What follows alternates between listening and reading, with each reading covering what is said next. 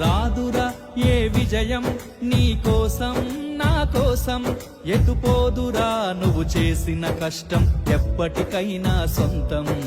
కాలంతో పయనించే వాడికి కానిది ఏముంది, సాధనతోనే సాధ్యమవ్వునని సదాశయంతో సాగర ముందుకు. రాదురా ఏ విజయం నీ కోసం నా కోసం, ఎటుపోదురా నువ్వు చేసిన కష్టం ఎప్పటికైనా సొంతం.